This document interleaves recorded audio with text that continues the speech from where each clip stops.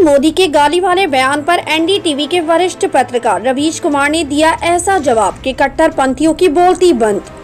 PM Modi ने तेलंगाना में चुनाव प्रचार के दौरान ऐसा बयान दिया कि राजनीतिक चर्चा तेज हो गई और विपक्षी दलों ने बीजेपी और पीएम मोदी पर अहंकारी होने का आरोप लगाया है।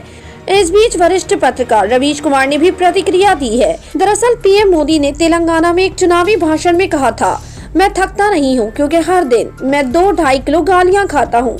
भगवान ने मुझे ऐसा आशीर्वाद दिया है कि मेरे अंदर पोषण में परिवर्तित हो जाता है। पीएम मोदी के इस बयान के बाद विपक्षी दलों के बाद रवीश कुमार ने प्रतिक्रिया दी और कहा, माननीय जनता, प्रधानमंत्री कहते हैं कि वो 1-2 किलो गाली रोज खाते हैं मगर गालियों को पौष्टिक आहार में बदल देते हैं।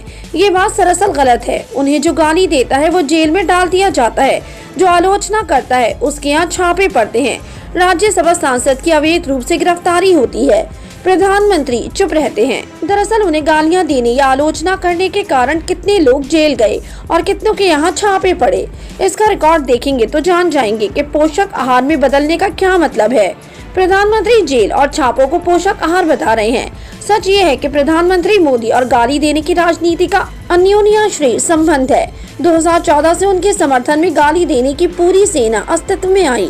उनके समर्थकों की राजनीतिक भाषा में गालियां शामिल हो गईं, जो लिखकर गाली देने लगे। गालियां लिखने की नई वर्तनी गढ़ी गई। सोशल मीडिया ऐसे दस्तावेजों से भरा है, यहाँ तक कि एक बार सूत्रों के हवाले से खबर छपी कि प्रधानमंत्री ने अपने समर्थकों से गाली ना देने को कहा है, लेकिन कुछ हुआ नहीं। उनके दौर में गाली विपक्ष को दी गई, मानवाधिकार की बात करने वालों को गालियां दी गई।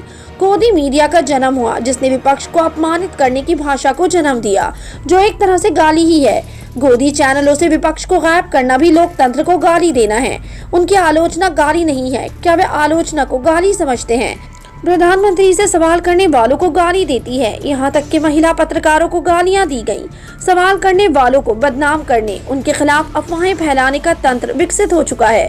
पूरी ट्रोल सेना अस्तित्व में आ चुकी है। इससे ध्यान हटाने के लिए प्रधानमंत्री कहते हैं कि उन्हें गालियां दी जाती हैं।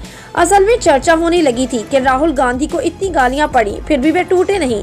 लगता है इसे सुनकर प्रधानमंत्री ड्रीम सीक्वेंस में चले गए और कल्पना कर रहे हैं कि अरे हाँ, गालियां तो उन्हें दी जाती हैं और वे मुकाबला कर रहे हैं।